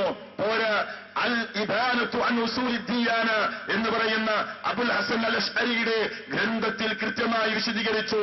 അതെ, എന്താ പറഞ്ഞത്? വഅന്നലഹു, നിശ്ചയമായും അല്ലാഹുവിനുണ്ട്, വജഹൻ, മുഖമുണ്ട്, ബിലാ കൈഫ്, അതിന്റെ രൂപം നമുക്കറിയില്ല കൂട്ടരെ. എങ്ങനെയാണ് അതിന്റെ രൂപം നമുക്ക് പറയാൻ പാടില്ല, വിശദീകരിക്കാൻ പാടില്ല. അപ്പൊ അള്ളാഹുവിന്റെ മുഖമൊഴികെ ബാക്കിയെല്ലാം നശിച്ചു പോകുമെന്ന് എം അക്ബർ മൗലവി പറഞ്ഞതല്ലേ? അത് നമ്മൾ നാടകം കളിച്ചതാണോ? നമ്മൾ നാടകം കളിച്ചതല്ലോ. ഒരു ക്രിസ്തീയ പുരോഹിതനെ കൊണ്ട് നിങ്ങൾ സംസാരിപ്പിച്ചതല്ലേ? എന്തിനാ നാടകം കളിച്ചെന്ന വിഷയം പറയുന്നത്? ആ ക്രിസ്തീയ പുരോഹിതൻ പറയുന്നത് നേർക്കുനേരെ കേൾക്കൂ. നിങ്ങൾ നാടകമാണോ എല്ലോ എന്ന് തിരിയും. നിങ്ങൾ മുഖമൊഴികെ ബാക്കി മുഴുവനും നശിക്കുമെന്ന് പറഞ്ഞത് അതേപോലെ അദ്ദേഹം പറയും, നാടകമല്ല. കണ്ടോ നേർക്കുനേരെ? ജനാബ് അക്ബർ മൗലവിയുടെ ഇന്നത്തെ വ്യാഖ്യാന ശാസ്ത്രം എടുക്കുകയാണെങ്കിൽ ജനാബ് അക്ബർ മൗലവി പറയുന്നത് ഇതെല്ലാം നാം അക്ഷരാർത്ഥത്തിൽ തന്നെ ഖുർആനിൽ നിന്ന് വായിക്കണമെന്നാണ്. കഷ്ടമെന്ന് പറയട്ടെ, ജനാബ് അക്ബർ മൗലവിയുടെ വ്യാഖ്യാന ശാസ്ത്രം നാം അതേപോലെ എടുക്കുകയാണെങ്കിൽ സൂറ 28-88 പറയുന്നത് അല്ലാഹുവിന്റെ മുഖമൊഴികെ സകലവും നശിച്ചു പോകും. അള്ളയുടെ കൈകാലുകൾ നഷ്ടപ്പെട്ട്, അള്ളയുടെ ദേഹം ശിരസിൽ നിന്ന് വിച്ഛേദിക്കപ്പെട്ട്, മുഖം മാത്രമായി ജനാബ് അക്ബർ മൗലവി പറയുന്ന എല്ലാം നമ്മൾ അങ്ങ് അക്ഷരാർത്ഥത്തിൽ വ്യാഖ്യാനിക്കണമെന്നാണ്. അതുകൊണ്ട് അക്ഷരാർത്ഥത്തിൽ വ്യാഖ്യാനിക്കുന്നുവെന്നേ ഉള്ളൂ. ജനാബ് അക്ബർ മൗലവിയുടെ അതേ വ്യാഖ്യാന ശാസ്ത്രം എടുക്കുകയാണെങ്കിൽ ഏറ്റവും അവസാനം അള്ളാഹു ശിരസിൽ നിന്ന് ഉടൽ വിച്ഛേദിക്കപ്പെട്ട് കൈകാലുകൾ നഷ്ടപ്പെട്ടവനായി മുഖം മാത്രമായി ശേഷിക്കുന്ന ഏതോ ഒരു ആത്മാവാണ്. ഇത് നമ്മുടെ ദൈവം അല്ല. കണ്ടോ, ഇത് നാടകമാണോ? നിങ്ങളെ മൗലവി പറഞ്ഞതല്ലേ അല്ലാഹുവിന്റെ മുഖം ഒഴികെ ബാക്കിയൊക്കെ നശിച്ചു പോകും എന്ന് പറഞ്ഞത് മാത്രമേ പറഞ്ഞിട്ടുള്ളൂ. നാടകമോ മോണോ ആക്ടോ മിമിക്രിയോ ഒന്നും ഇവിടെ കളിച്ചിട്ടില്ല. അതുള്ള സത്യം തുറന്നു പറയുന്നു. ഇനി പഠിച്ചോ മൗലവി, പഠിച്ചോ. ഗൗസുല്ലാദം തങ്ങൾ യദാനി എന്ന് പറഞ്ഞതും അബുൽ അശ്വനി തങ്ങൾ വജുഹുൻ എന്ന് പറഞ്ഞതും മുഖമുണ്ടെന്ന് പറഞ്ഞില്ലേ, കൈയുണ്ടെന്ന് പറഞ്ഞില്ലേ? മൗലവിമാർക്കുള്ള കുഴപ്പം എന്താ അറിയോ? കിതാബ് ഓതി പഠിക്കാത്ത കുഴപ്പം. കിതാബ് എടുപ്പിച്ച് ലാഹിറിൽ അർത്ഥം വെച്ച് പോകാൻ പാടില്ല. എന്താണ് അതിനെ പറ്റിയുള്ള വിവക്ഷ മനസ്സിലാക്കിക്കോ, എഴുതി വെച്ചോ. അതുകൊണ്ടാ മർക്കസിലും ദർസിലൊക്കെ പഠിച്ചത്. അല്ലെങ്കിൽ ഹോട്ടൽ പണിക്ക് പോകായിരുന്നു കേട്ടോ. നല്ല പോലെ പഠിച്ചോ.